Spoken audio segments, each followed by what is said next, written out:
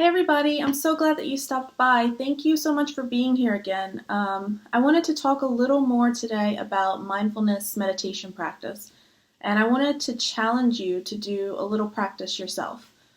So, some of you may already be very familiar with mindfulness, and if you are, please feel free to share your experiences in the comments one day.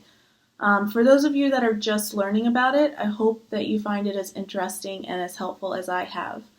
There are many ways to help our brains and help ourselves be the best version of ourselves possible. Mindfulness and meditation is just one of those ways, and that has spoken really well to me over the years. Mindfulness practice helps us to be present in the moment, in the now. And this can really help us because our brains can become so overactive sometimes, and often that overactivity is generated from somewhere other than just the now, somewhere other than just the present moment. Um, this can happen when our minds obsess about something as it is influenced by our past or our future, or influenced by our own biases or insecurities, which are also influenced from our experiences derived from somewhere other than the now. So the brain has a massive store of memories, thoughts, feelings, reactions, relationships, patterns, and the list goes on. There are things stored in our minds from decades ago, and these things can continue to influence our feelings and our perceptions today. So let's think about this as a simple example that is easy to relate to. So let's say a coworker says something to us at 9 a.m. that sounds condescending, or we take it as condescending. The coworker actually didn't mean anything to insult us, didn't mean anything by it to insult us, but we took the comment a certain way and it bothered us a little bit. So maybe as the day goes on, it starts to bother us more and more. Then by 5 p.m., we are still thinking about it. It starts to grow into even more in our minds. Our mind continues to obsess about it because we feel like the coworker meant something by it. We likely feel this way because of a plethora of reasons, either our past experiences, our personal biases toward the person, previous interactions with other coworkers, relationships we witnessed in the past, movies we've seen play out, what our friend may have told us about the coworker yesterday, etc. So I say all this to point out that the way your brain interprets and reacts to what that coworker said is influenced by a slew of other factors, both past and future factors. And as the brain dwells on the situation is continually influenced repeatedly by these other factors. So by the end of the day, could have run through a massive chain reaction of thoughts about this thing that happened to us that morning. We might start to wonder, well, maybe that coworker said that because of what I said to her last week. Or, oh, if only I would have included her on that email chain last month, this wouldn't have happened. Crap, if that coworker really feels like this about me, my schedule could get really bad next month.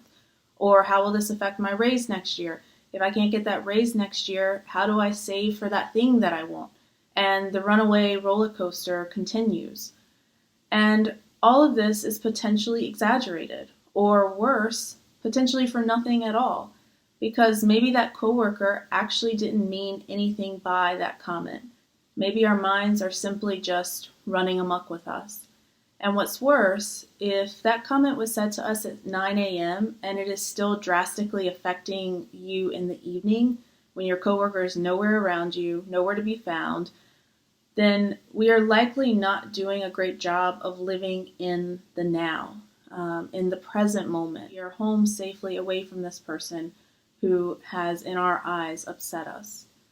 This doesn't mean problems don't follow us. Sometimes something does happen to us in the morning, and this thing still needs our attention and problem solving later in the day, maybe the next day, maybe later in the week. And that in some cases is okay and appropriate. But what we want to be better about is first distinguishing between the two. When are we letting our minds run amok with something? And when do we actually need to dedicate our brain and energy to working something out? And then secondly, we want to be better about living in the now, in the moment, without the runaway thought train that can happen in our brain that creates this unnecessary stress, anxiety, and havoc for our mental health. So, this all sounds easy, but in reality, it is really, really hard. It takes a lot of practice and a lot of awareness. I relate the brain to a muscle all the time, and practicing mindfulness is just like doing bicep curls. It's really hard at first. And at first, you might only be able to lift 10 pounds, and it will be a struggle. But if you keep practicing consistently, eventually you will get stronger. And the next thing you know, you're lifting 15 pounds, 20 pounds, 30, 40, then 50. And the more you practice, the stronger that bicep muscle will be. The brain is no different than that. When you start practicing mindfulness and meditation, it will be a struggle. You will feel weak, it will feel hard, but that's okay. That's what it's supposed to feel like. That's why you're doing it. You're working the brain to make it stronger, just like working a bicep muscle at the gym. And the awareness of this process alone will likely facilitate you becoming a more mindful individual. Understanding our minds and how they work is often a large chunk of the battle. So this is just my simplistic take on mindfulness. I always want to remind everyone on here, I have no professional training in this stuff. This is based on my own learning and my own experiences. And if you are really struggling and you really want to know the most about this and get the most help, I really encourage you to talk to a professional. They are out there and they are willing and eager to help you. But I at least want to share with you what I have discovered in my own journey. And there's a lot of great books out there for your reference as well. This is one of my favorites.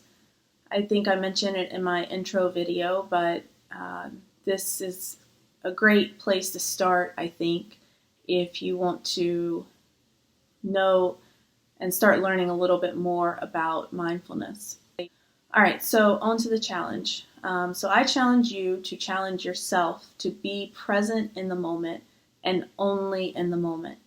If you have the ability, find a quiet place outside, somewhere amongst nature, where you feel safe, that you can sit for 10 minutes, uninterrupted.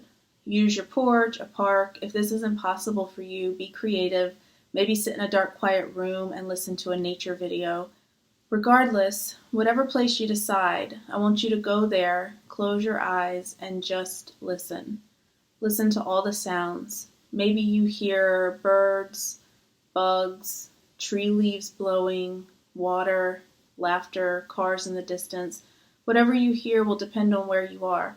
But the point is, just hear whatever you hear. Don't analyze it. Just let yourself hear it. If you have other thoughts pop into your mind, which, trust me, they likely will, I want you to turn your focus back onto the sounds that you hear and let those other thoughts just fade away as they are replaced by your refocusing on the sounds around you. Focus your mind on those sounds without trying to analyze them or change them. Just accept the sounds, accept what you hear, and focus all your attention on truly hearing them.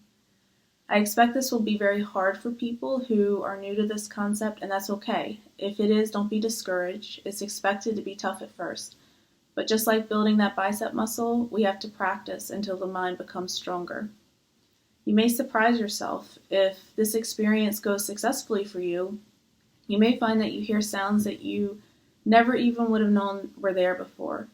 And that is what can happen to us when we are truly in the moment. When we live that moment completely, fully present, the lens through which we see our life and the world around us starts to change. All right, so I hope that all made sense. Good luck to you guys with doing this. I really hope that it goes well and that you get something out of it. If nothing else, then just becoming a little more aware about living in the moment, fully present. Please feel free to share your experiences in the comments or on my Facebook page. We can all continue to learn from each other as we move through our journeys. And if you haven't already, please subscribe so we can see you back next time. I hope you have a great rest of your day, and we'll talk again soon. Bye.